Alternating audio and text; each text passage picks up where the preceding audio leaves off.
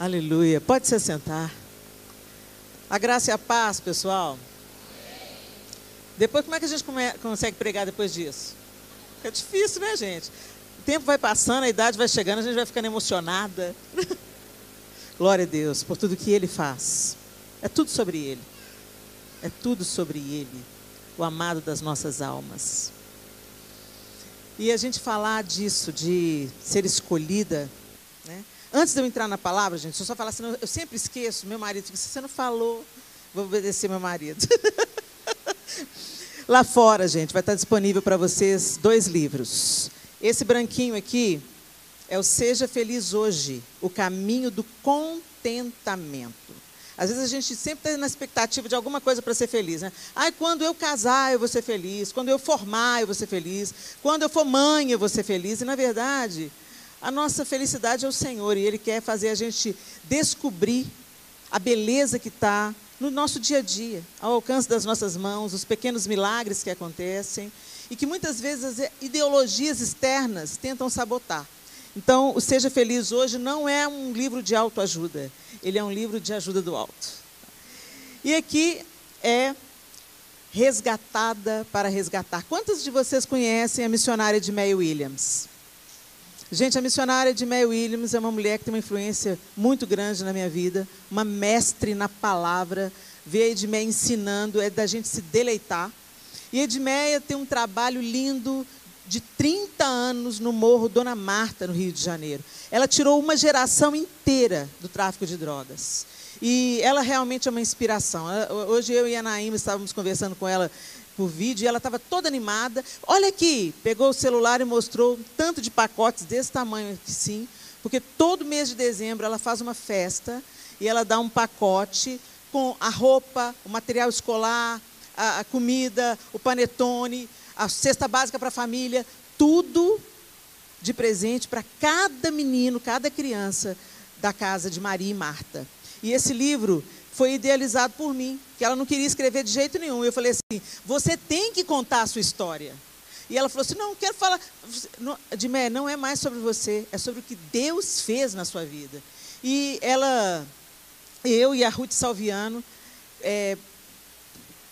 topamos esse desafio e pesquisamos a vida de Edmeia. Depois só passamos para ela dar o crivo ou não, cancelar ou acrescentar, e nasceu o livro. E toda a renda desse livro é para a casa de Maria e Marta. Se você leva um, ele custa R$30. Se você leva 2 livros, ele sai por 50. Está cumprido o meu papel aqui, meu marido? Tá bom. Agora vamos à melhor parte. Efésios, capítulo 1. E você pode ficar de pé no seu lugar, que a pastora da casa faz assim. Nós vamos ter uma leitura um pouquinho maior, mas fica firme aí. Eu estou na nova versão internacional, a NVI, e nós vamos ler a partir do verso 3 do capítulo 1 de Efésios. A palavra de Deus diz assim, bendito seja o Deus e Pai de nosso Senhor Jesus Cristo, que nos abençoou com todas as bênçãos espirituais nas regiões celestiais em Cristo. Porque Deus nos escolheu nele antes da criação do mundo, para sermos santos e irrepreensíveis em sua presença. Em amor nos predestinou para sermos adotados como filhos, por meio de Jesus Cristo, conforme o bom propósito da sua vontade, para o louvor da sua gloriosa graça, a qual nos deu gratuitamente no amado. Nele temos a redenção, por meio de seu sangue, o perdão dos pecados, de acordo com as riquezas da graça de Deus, a qual Ele derramou sobre nós com toda a sabedoria e entendimento. E nos revelou o mistério da sua vontade, de acordo com o seu bom propósito, que Ele estabeleceu em Cristo. Isso é, de fazer convergir em Cristo todas as coisas, celestiais ou terrenas, na dispensação da plenitude dos tempos. Agora, muda a página e vai para o capítulo 2. Desde o primeiro verso, o texto diz, vocês estavam mortos em suas transgressões e pecados, nos quais costumavam viver quando seguiam a presente ordem deste mundo e o príncipe do poder do ar, o espírito que agora está atuando nos que vivem na desobediência. Anteriormente, todos nós também vivíamos entre eles, satisfazendo as vontades da nossa carne, seguindo os seus desejos e pensamentos. Como os outros, éramos por natureza merecedores da ira. Todavia, Deus, que é rico em misericórdia, pelo grande amor com que nos amou, deu-nos vida com Cristo. Quando ainda estávamos mortos em transgressões, pela graça vocês são salvos. Deus nos ressuscitou com Cristo e com Ele nos fez assentar nas regiões celestiais em Cristo Jesus, para mostrar nas eras que hão de vir a incomparável riqueza de sua graça, demonstrada em sua bondade para conosco em Cristo Jesus. Pois vocês são salvos pela graça, por meio da fé. E isso não vem de vocês, é dom de Deus, não por obras, para que ninguém se glorie, porque somos criação de Deus, realizada em Cristo Jesus, para fazermos boas obras, as quais Deus preparou antes para nós as praticarmos. Senhor, essa é a tua bendita palavra, e nós te pedimos que ela continue cortando como espada de dois gumes, tirando tudo que precisa de tirar do nosso coração e implantando a sua soberana vontade, transformando a nossa mente. Que a sua palavra seja liberada sobre cada um de nós aqui na nossa individualidade, mas também sobre nós como igreja, como corpo. Em nome de Jesus. Amém e amém. Pode se assentar.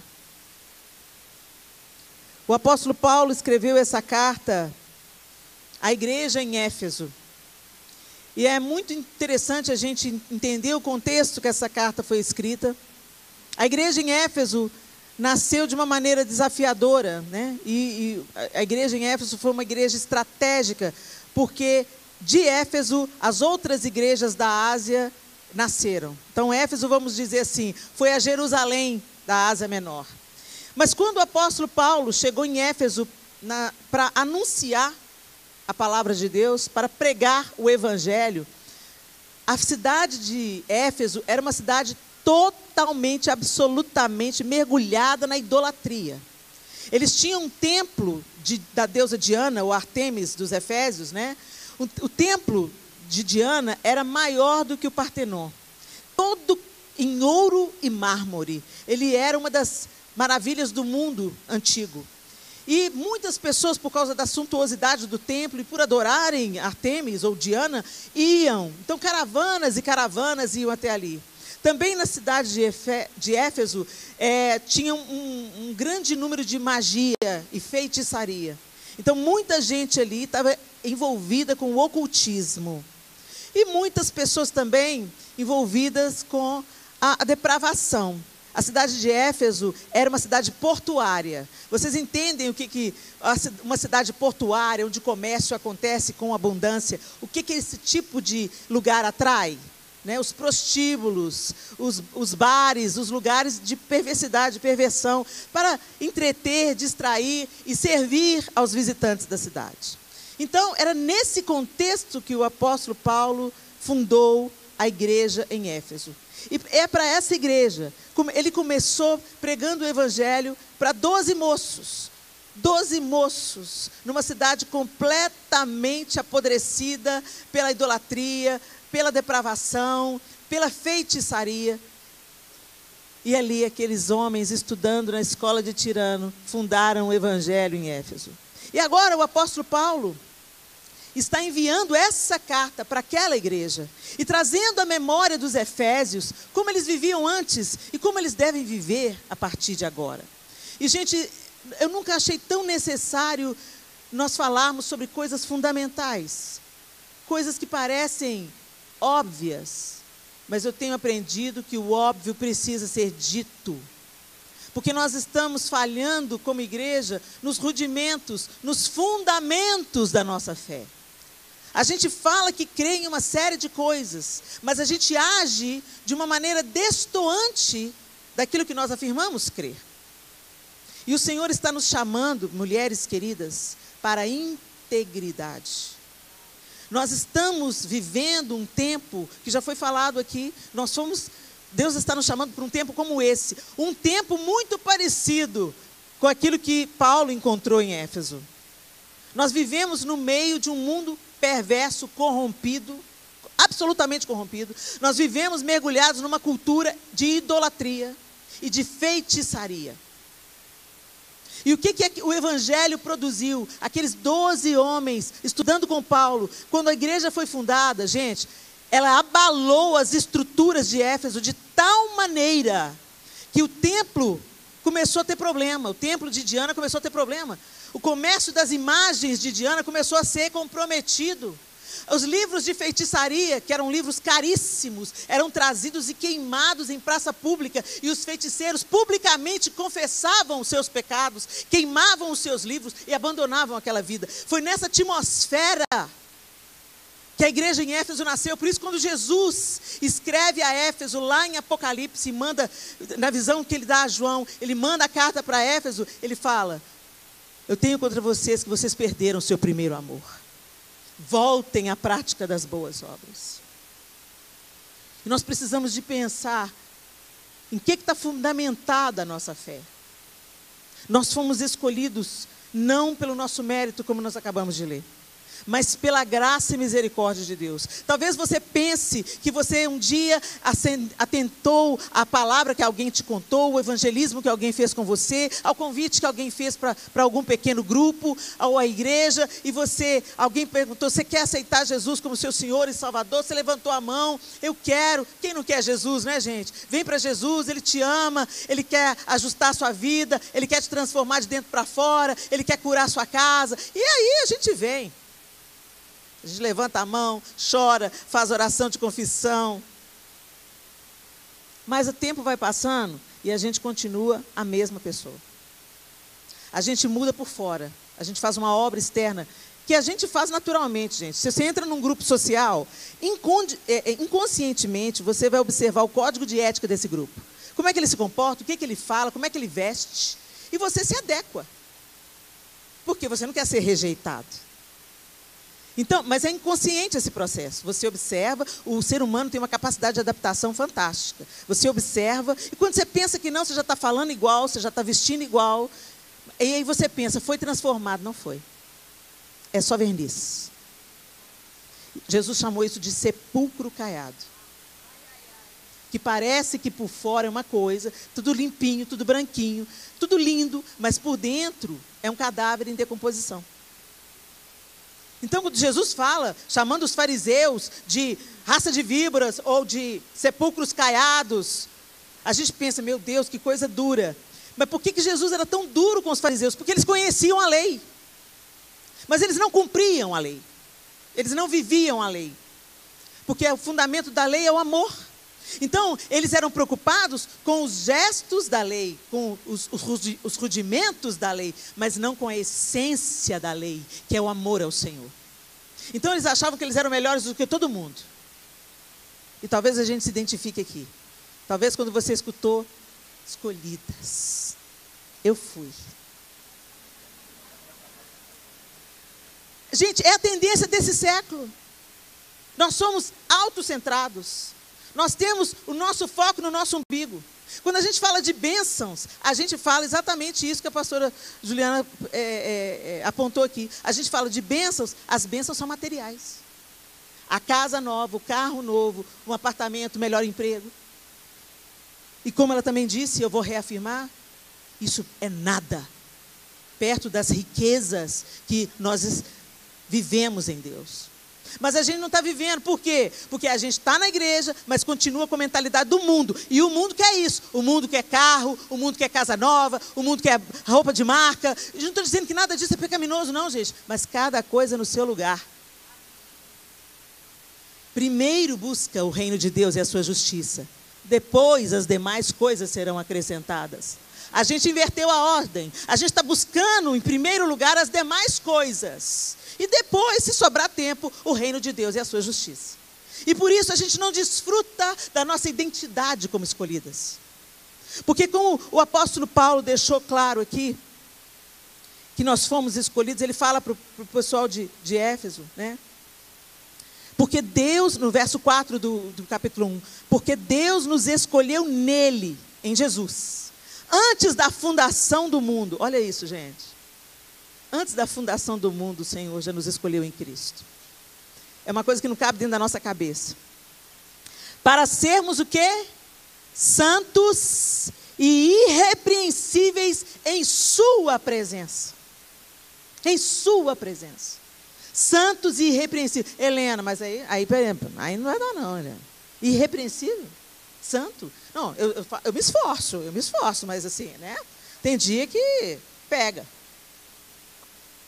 Tem dia que meu marido me tira do sério. Tem dia que os meninos deixam meus cabelos em pé. Tem dia que dá vontade de dar uma voadora no peito da minha amiga. Como é que eu... Gente, vocês têm que entender que o processo de santificação é de dentro para fora e é o Senhor que faz. Você só vai produzir o fruto se você estiver enxertado na videira. E o fruto do Espírito é amor, alegria, paz, longanimidade, benignidade, bondade, mansidão, domínio próprio. Olha aí, a santificação aí. Mas aí o que é mais fácil fazer? Ter o controle da situação, agirmos com uma cabeça farisaica, religiosa, onde a gente cumpre os preceitos externos, mas continuamos as mesmas pessoas por dentro. E por que Jesus era tão duro? Porque isso é hipocrisia. Você parece o que você não é. E o Senhor, minha querida, não te chamou para parecer, te chamou para ser. Para viver como filha, andar como filha, ter autoridade de filha. Foi para isso que Deus nos chamou. Quando na parábola do filho pródigo, quando o filho mais novo lhe volta, convicto do seu erro, convicto do seu pecado, ele não queria, ele nem fazia questão de ser aceito como filho novamente. Ele falou assim: não, eu vou achar bom se eu for um empregado, porque os empregados comem melhor e vivem melhor do que eu estou vivendo. E ele ensaiou o discurso, e ele cumpriu o discurso, e ele chegou para o pai e falou: já não sou digno de ser chamado seu filho, me aceita como um dos seus empregados. E o pai quis nem saber, trocou as vestes dele, imundas, por vestes de justiça, calçou os pés deles com uma sandália, e colocou um anel no dedo, restituindo a ele a posição de filho, o brasão da família. Tem muita gente que está no lugar do filho mais velho. O filho mais velho nunca saiu de casa. O filho mais velho não desperdiçou a herança. Ele recebeu a herança junto com o mais novo. Porque o texto da parábola diz que o pai distribuiu entre eles a herança. Mas ele não gastou a herança com coisas vãs. Ele ficou em casa trabalhando para o pai. Mas quando ele volta do trabalho para o pai, ele vê que está tendo uma festa na casa dele. E ele chama um empregado para perguntar o que estava acontecendo na casa dele. Essa parábola, gente, não é sobre o filho mais moço, essa parábola é sobre o filho mais velho. Ela vem numa tríade, onde Jesus está confrontando a religião farisaica. Ele está confrontando, porque aqueles judeus, aqueles fariseus, eles não estavam gostando de Jesus assentado no meio de gente que não era digna. Se assenta com pecadores. Todos nós somos pecadores, gente, num determinado nível. Mas Cristo em nós, a esperança da glória. Quando Deus olha para mim e para você, Ele nos olha através de Jesus. Através da cruz, através do sacrifício. Por isso que Ele nos escolheu nele, em Jesus. Então não é pelo seu bom procedimento. Mas se nós estamos caminhando com o Senhor, o que o capítulo 2 falou para a gente? Que nós vamos praticar as boas obras. Olha aí no capítulo 2, volta lá para o capítulo 2. Verso 10. Porque somos criação de Deus, realizada em Cristo Jesus. Realizada por quê? Reconciliada em Cristo Jesus. Para fazermos boas obras, as quais Deus preparou antes para nós a praticarmos. Aí quando a gente fala essa palavra boas obras, imediatamente a gente pensa na obra social, em cuidar dos órfãos e das viúvas. Gente, mas boas obras é muito mais do que isso. Boas obras é uma maneira de viver diante de Deus em santificação. Então, se eu estou praticando boas obras, eu amo o meu inimigo. Eu oro por aquele que me persegue. Eu ando a segunda milha. Eu dou a túnica e a capa. Eu perdoo aqueles que me ofenderam. E eu aceito fechar minha boca diante da injustiça. Porque foi isso que Jesus fez. E Ele é o meu modelo mor. Aí a gente não gosta desse negócio não, gente. Mas quem falou isso, hein? Eu não quero esse evangelho não, hein, Helena? Fala sério, Leninha. Deus me ama, Deus não vai fazer isso comigo não. Gente, Deus não poupou o próprio filho dele. Vai poupar você? Vai me poupar? Cheio de pereba para a gente consertar. Cheio de coisa para a gente aprender. Vai te poupar? Vamos combinar? Você não aprendeu as coisas melhores que você aprendeu na vida e nem virou um ser humano melhor, deitado eternamente em berço esplêndido. Você aprendeu sendo moída. Você aprendeu vivendo uma situação difícil nos seus próprios sapatos. Porque é muito fácil a gente falar do outro, da vida do outro, da filha do outro, do problema do outro, da droga do outro. Mas na hora que a gente vive na nossa carne, aí a coisa fica diferente. Por isso que o Senhor Jesus nos alertou: no mundo tereis aflições. Por isso que Ele falou: quem quiser vir após mim, negue-se a si mesmo. É esse que é o evangelho de Jesus Cristo, gente. Nós fomos escolhidas por Deus e capacitadas por Ele para vivermos como filhas. E como que o filho dele viveu? Jesus é um modelo de filiação. Jesus é um modelo de identidade. Quando Ele vem para ser tentado por Satanás, a primeira coisa que ele prova a Jesus é na sua identidade. Se és filho de Deus, mostra para mim. Se fosse com qualquer uma de nós, a gente ia falar: vou te mostrar. Te mostrar, safado. O povo xinga o diabo, né? Safado, miserento. Jesus falou: não tem que provar nada para você. Transforma as pedras em pão. Nem só de pão viverá o homem, mas de toda palavra que procede da boca de Deus. A identidade de Jesus não foi tentada pela fome, pela necessidade, porque Ele estava com fome. Não foi tentada pelo desejo de... Não foi tentado, não. Ele foi tentado. Ele não cedeu ao desejo de promoção, de receber os reinos do mundo. Satanás ofereceu isso tudo para Jesus. E na hora que ele oferece os reinos do mundo, Jesus fala com ele: sai. Se você prostrado me adorar, sai. Acabou a conversa aqui. Mas Jesus não fica lá xingando o diabo, nem falando. Gente, você não gasta tempo com Satanás. Você gasta tempo para depender de Deus. Você investe tempo para conhecer mais a Deus. A gente tem tanta especialidade, a gente quer saber tudo que o diabo está fazendo. Queira saber o que Deus está fazendo. Queira se apropriar da vida de Deus. E queira que Ele se aproprie de você dia após dia, te tornando semelhante ao Filho primogênito, a Cristo. Gente, é isso que é cristianismo. E Ele não se manifesta aqui nessa reunião, não. A gente ser crente aqui é fácil. Todo mundo pensa igual, todo mundo gosta da mesma música, todo mundo veste parecido, a gente concorda na maioria das questões. Então a gente fica bem. De vez em quando tem aqui, uma ali, apaga o incêndio, faz as pazes e fica tudo bem. Mas não é aí que aparece o nosso cristianismo, não, gente. Nós fomos escolhidas para viver de uma maneira diferente no meio de uma geração corrupta. O apóstolo Paulo está dizendo isso para a igreja em Éfeso e está dizendo para a gente hoje. Antes vocês viviam daquela forma. Antes vocês eram escravas do espírito desse mundo que ainda está atuando nos filhos da desobediência. Mas agora não. Agora você é filho da luz e você vive como filha da luz. E a luz, gente, brilha mesmo na escuridão. É no meio da escuridão que a luz brilha. Se eu acender mais uma lâmpada aqui, vocês não vão nem perceber. Porque tem um tanto de holofote ligado em cima de mim. Se mais uma for acesa, não vai fazer diferença. Ou se não for acesa, não vai fazer falta. Mas acende um palito de fósforo no meio da mais densa escuridão. E você vai ver o poder da luz.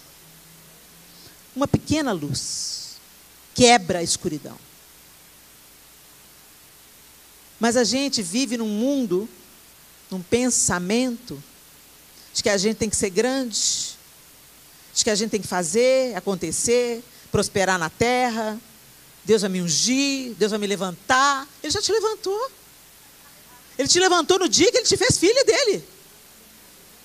Nós fomos adotadas como filhas. Ele já trocou a sua roupa. Ele já pôs uma sandália nos seus pés. Ele colocou um anel de autoridade no seu dedo. Mas você ainda está sentindo saudades das bolotas dos porcos. Porque a bolota do porco, gente, não é só a prostituição, não. A droga. A bolota do porco é você continuar voluntariamente na mentira. No adultério mental. Porque Jesus subiu a régua. O pessoal fala assim, não, Helena, você está costurando o véu que Jesus rasgou. Não é pela lei, é pela graça. A graça não é barata. O sangue não foi ketchup, não, gente. A graça não depende absolutamente do nosso merecimento. E é justamente por isso. Nós estávamos condenadas e recebemos perdão e escapamos da ira de Deus, é que nós temos que viver de acordo com isso. E Jesus subiu a régua. Antes ele falava assim, a lei fala o quê? Se você adulterar, é crime passivo de morte. Mas eu vou dizer para vocês, se alguém olhar para uma outra mulher com o desejo de adulterar, já adulterou com ela. Ele subiu a régua. E por que ele subiu? Porque ele nos empoderou com o Espírito Santo. Ele sabia que ele deu a palavra, ele anunciou o que ele veio fazer. Ele nos livrou da ira de Deus. Do que a gente é salvo, gente? Ah, você foi salvo. De que você foi salva? Alguém sabe dizer? De que Jesus te salvou? Pode falar, gente, alto. Da ira de Deus. Da ira de Deus. Houve um dia, um triste dia em que o homem pecou. Ele e Eva acreditaram na mentira que o diabo contou. Deus já havia falado, não comam deste fruto, mas eles se rebelaram e comeram tudo. O homem e a mulher desobedeceram a Deus, não quiseram mais ser bons amigos de Deus. Eles preferiram morrer, eles escolheram fazer o que era mal. O que era mal, o homem e a mulher se tornaram inimigos de Deus. Nós fomos separados de Deus, porque nós herdamos pelo DNA o pecado do primeiro homem e da primeira mulher. E Jesus veio para desfazer essa obra, para pagar o escrito de dívida que era contra nós, para absorver no seu próprio corpo toda a ira de Deus. Por isso que a gente vai cantar, né? Eu nunca vou saber o preço dos meus pecados lá na cruz, a gente nunca vai saber. Você já imaginou o que Jesus sentiu?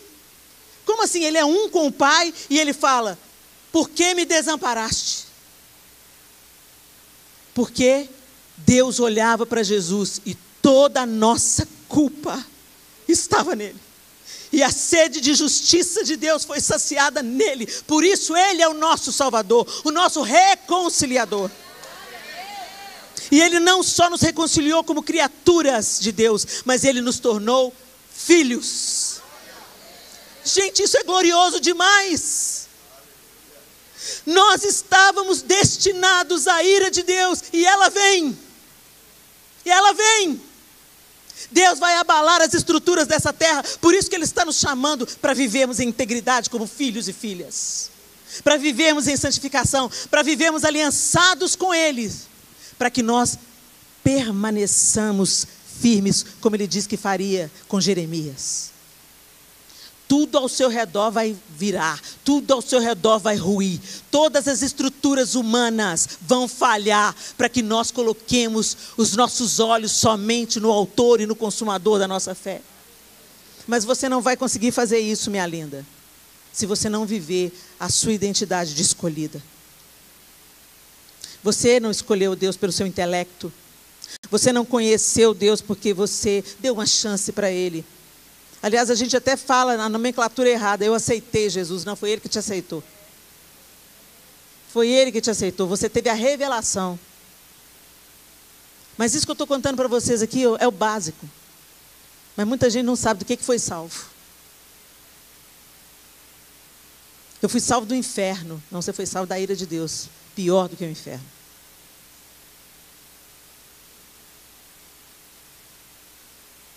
Mas Deus é amor, Helena, e fogo consumidor, justiça. Ai, mas isso não é justo. Deixa eu te falar. Deus não inventou o amor. Ele é o amor. Então, o amor é algo inerente a Deus, porque Ele é a fonte geradora de amor. E Ele também inventou a justiça. Inventou? Não. Ele é a justiça. Tudo que é justo emana dEle. Ah, mas Helena, era justo nós sermos reconciliados com Deus? Você merecia que Jesus morresse na cruz por você? Era justo. Então, quando a justiça de Deus nos beneficia, a gente acha Ele justo. Mas quando a justiça de Deus fala, muda de vida, conserta a sua vida, anda diante de mim, ai, senão você vai provar da minha ira. Não, mas o Senhor não é amor? Aceita a paternidade completa. A paternidade completa tem provisão, amor incondicional, colo, provisão, cuidado, mimo, e vara, e limite, e disciplina. Porque Ele disciplina o filho a quem Ele ama.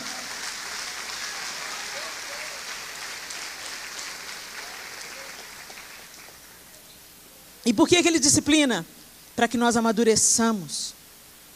Para que a gente chegue à estatura daquele que é perfeito. Sabe o que o Espírito Santo veio fazer, gente? Ele não veio só dar dons, não.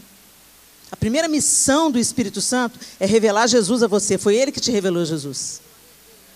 E a segunda missão do Espírito Santo é formar o caráter de Jesus em você. É tornar você parecida com Jesus. Cada dia mais, cada dia mais, cada dia mais.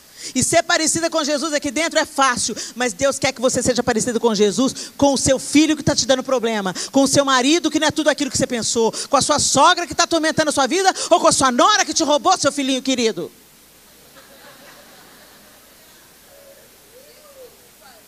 Tem hora que os crentes parecem que vão morar cada um num céu. Mora num céu diferente, porque um não tolera o outro.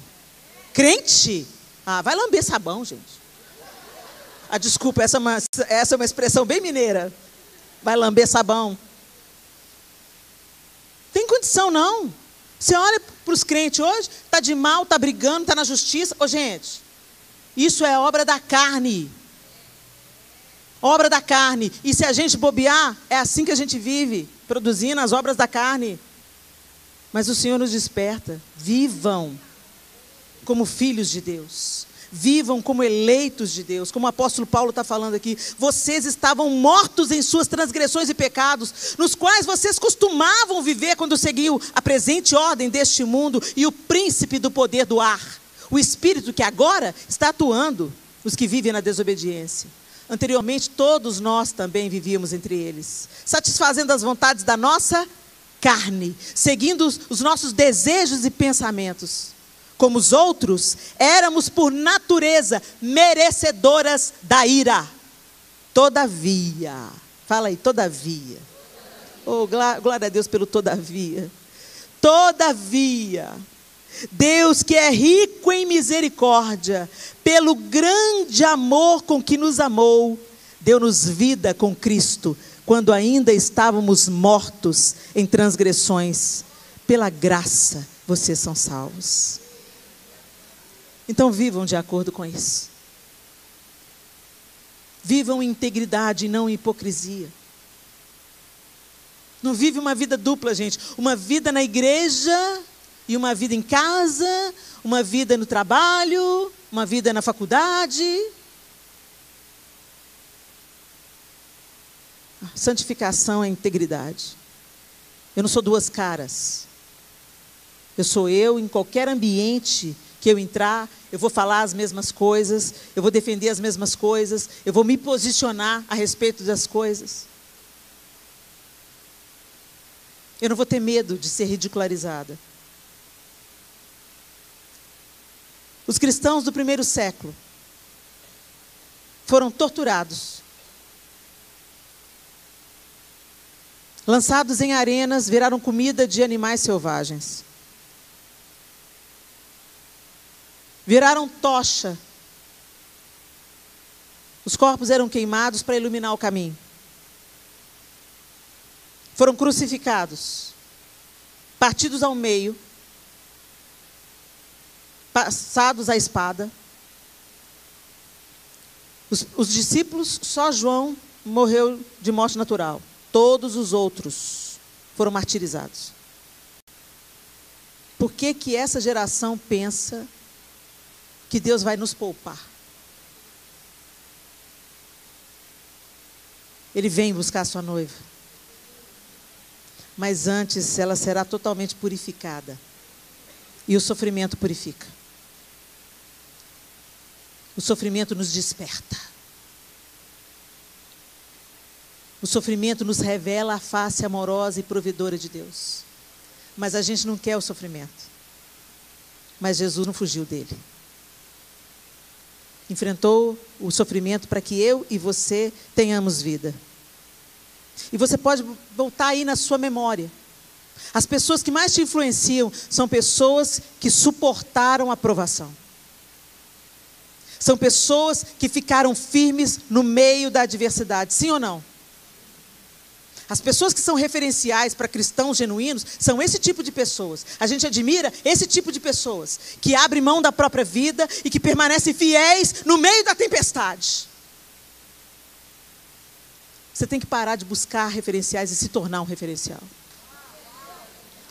Porque você foi escolhida. Escolhida para ser semelhante a Cristo. A viver de acordo com a sua vontade. E se for preciso sofrer para isso, por amor a Cristo, por defender o cristianismo, por defender o evangelho, por defender o que é certo, por anunciar a verdade, você vai ser rejeitada, você vai ser perseguida, você vai ser maltratada, por defender o que é certo. Você vai ser cancelada, você vai perder seguidores no Instagram. Mas isso é nada perto daquilo que os nossos irmãos perderam e estão perdendo lá no Oriente Médio. Aqueles que ousam entrar em lugares onde o evangelho não é suportado para anunciar o evangelho de Jesus Cristo. Entre muçulmanos e também entre judeus. O Senhor está nos chamando, queridas, para vivermos como escolhidas. Vivermos como filhas. Com um novo DNA. Nós não continuamos mais com a herança do primeiro homem e da primeira mulher no nosso sangue. O sangue de Jesus purificou o nosso, mudou o nosso DNA e nos tornou filhas. Que a gente viva como filhas. Integridade. Helena, mas eu não dou conta de sofrimento, não. Não dá mesmo, não. Você não dá. Eu não dou. A gente não aguenta sofrimento. Mas se você estiver mergulhada em Deus, a gente faz umas orações perigosas, né, gente? Ô, Senhor, me usa. Vou te usar.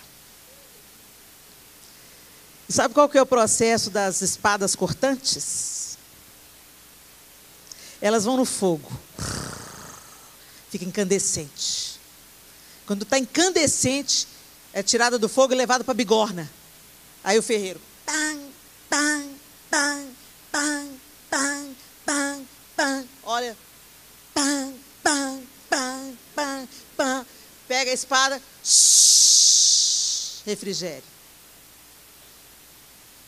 Olha o corte, tá bom? Vai ser usado, não vai ser inútil. Não tá bom não? Volta para o fogo. Volta para a bigorna. É o processo de Deus. E é melhor passar por ele do que ser esquecida na caixa de armas inúteis.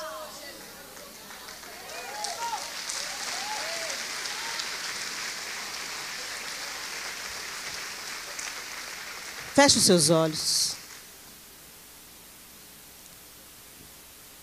Feche os seus olhos e pensa no fundamento. Fique de olhos fechados para você não se distrair com nada. Agora é um momento seu com o Senhor. Concentre-se nisso que eu estou te falando. Só levante agora quem tiver com uma emergência. Não se movam. Eu quero que aí no seu lugar, de olhos fechados, você faça uma avaliação da sua base, do seu fundamento cristão. Dá uma olhada no alicerce. Você sabia do que você é salvo?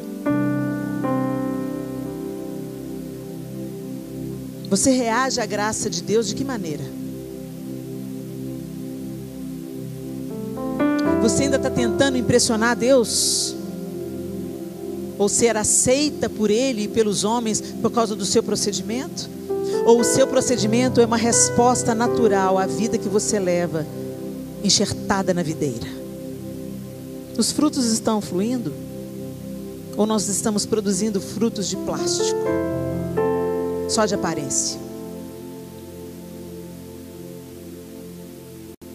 Seja honesta com seu alicerce, com as suas raízes, sobre o que você está construindo. Porque se a sua raiz está errada, é lá que o Senhor precisa de curar hoje, para recomeçar. É isso que Ele precisa de arrancar, como já foi falado aqui. Destruir, despedaçar, para poder edificar do jeito certo. Então, se a sua vida aí, na sua consciência, está mais parecida com a aparência farisaica do que ao negue-se a si mesmo, tome a sua cruz e siga-me. É dia de você falar: Senhor, me perdoa. Eu estou vivendo mais como uma religiosa do que como filha, do que como escolhida. E eu fui escolhida e eu não quero desperdiçar isso. Eu não fui escolhida em vão, Senhor. Eu não quero ser distraída disso, enganada pela minha própria alma, pelos meus próprios interesses mundanos, carnais, disfarçados de bênçãos.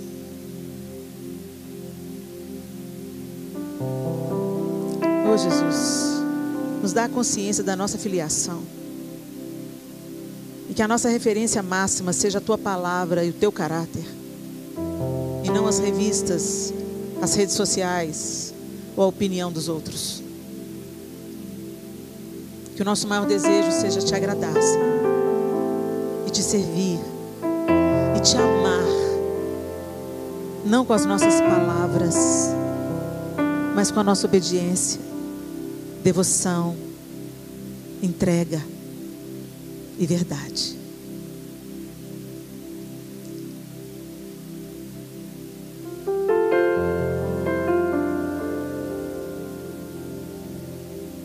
Depois de revisitar as suas raízes,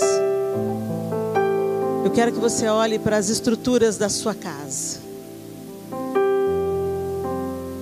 Como é que você é em casa, em família?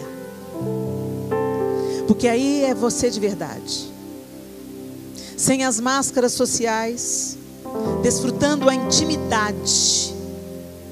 Você depõe as armas, tira a máscara, se desnuda. Você é você. As pessoas que moram com você conhecem o seu melhor lado e o seu pior lado. Será que elas têm visto a face amorosa e a obra de redenção de Cristo na sua vida? Ou será que depois de 10, 15, 20 anos de crente você continua a mesma pessoa? O Senhor quer te despertar, minha linda. Porque quem nasce de novo, cresce, se desenvolve.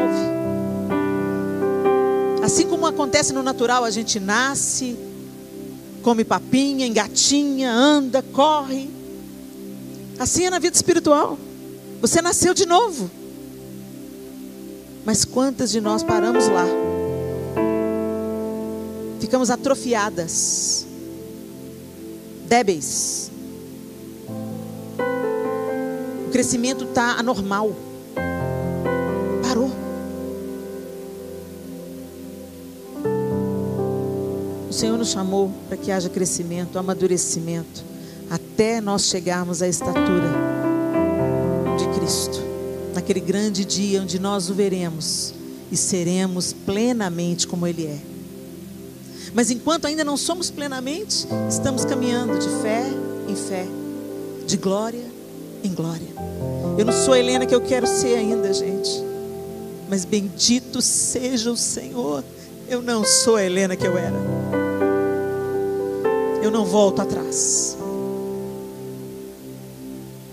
Que em nome de Jesus, minha querida,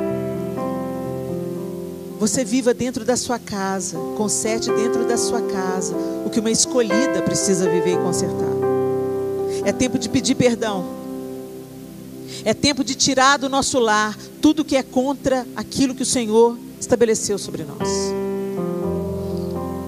Quantos de nós nos assentamos à frente do computador, à frente da televisão, e a gente fica, misericórdia, sangue de Jesus tem poder, mas a televisão e o computador continuam ligados. Não compactue. Não se assente na roda dos escarnecedores. E muitas vezes a tecnologia, a televisão, os programas que a gente assiste fazem parte do escárnio que esse mundo zomba de Deus. Não nos tornemos participantes das obras das trevas. Somos filhas da luz. E a luz revela as trevas e não participa delas.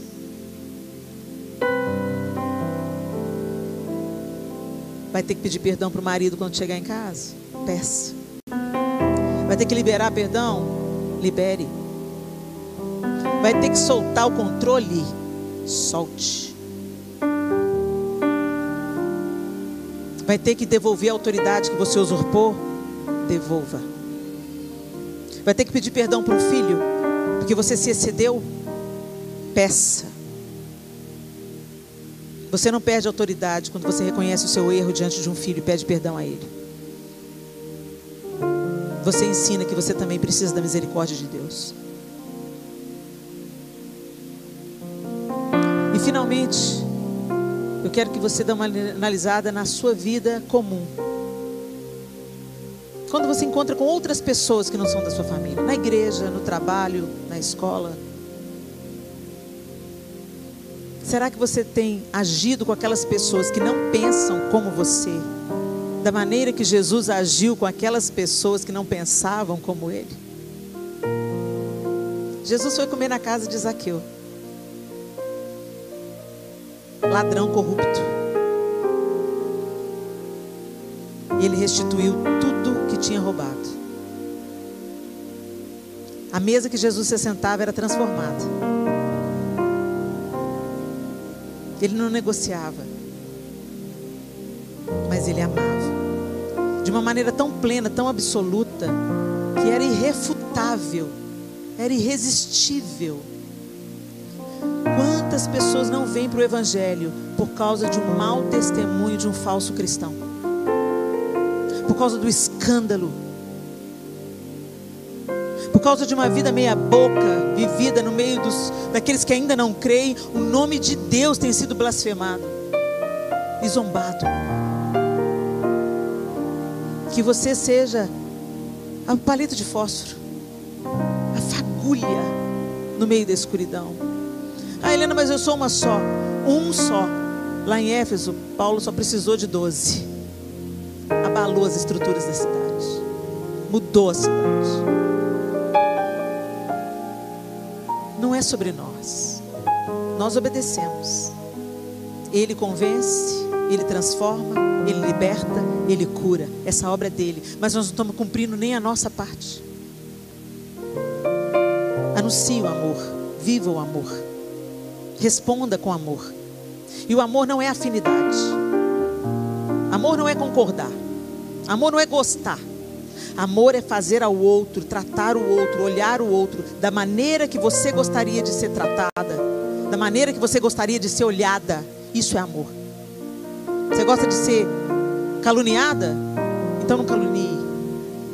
Você gosta que invente histórias sobre você? Então não invente histórias sobre outras pessoas. Você gosta de ser julgada quando as pessoas só conhecem a história parcialmente? Então não julgue. Deixa que o Senhor faz isso, porque Ele conhece a história toda e conhece os corações. Seja a solução e não o problema. Seja parte da edificação e não da destruição, da fofoca, da maledicência, da corrupção. Irrepreensíveis. Foi o que o apóstolo Paulo falou aos Efésios e a nós hoje.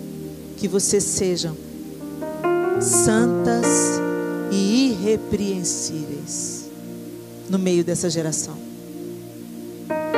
Foi para esse tempo mesmo de escuridão, porque o caos é o ambiente adequado para que o avivamento venha. Senhor, nós te bendizemos nessa noite, louvamos o teu santo e poderoso nome. Te louvamos, Senhor, porque nós estávamos mortos nos nossos delitos e nos nossos pecados. E sem mérito nenhum, o Senhor enviou o seu único filho para pagar uma dívida que era nossa, para morrer a nossa morte, para carregar sobre ele toda a sua ira. E eu quero corresponder a ela, porque eu não quero, Senhor, ser alvo da sua ira quando ela se manifestar.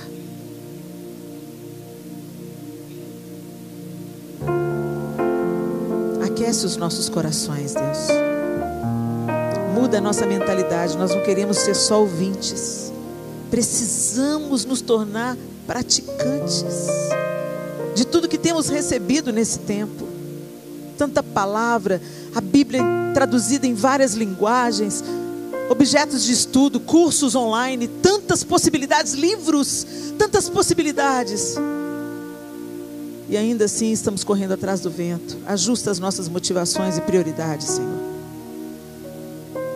Porque nós não queremos apenas cantar que nós te amamos e que o Senhor é o nosso maior prazer. Queremos que de fato o Senhor seja o nosso maior prazer. E queremos te amar não com as nossas músicas, mas com a nossa vida, com a nossa obediência, com a nossa devoção absoluta. Ajuda-nos, Espírito Santo, aperfeiçoa-nos, Espírito Santo. Que Jesus seja formado em nós, para a glória do teu nome, para a cura das nações, e para que aqueles que ainda não te conheçam, venham a te conhecer, através da nossa vida, em nome de Jesus Cristo. Amém e amém. Deus abençoe você, escolhida para ser parecida com Jesus.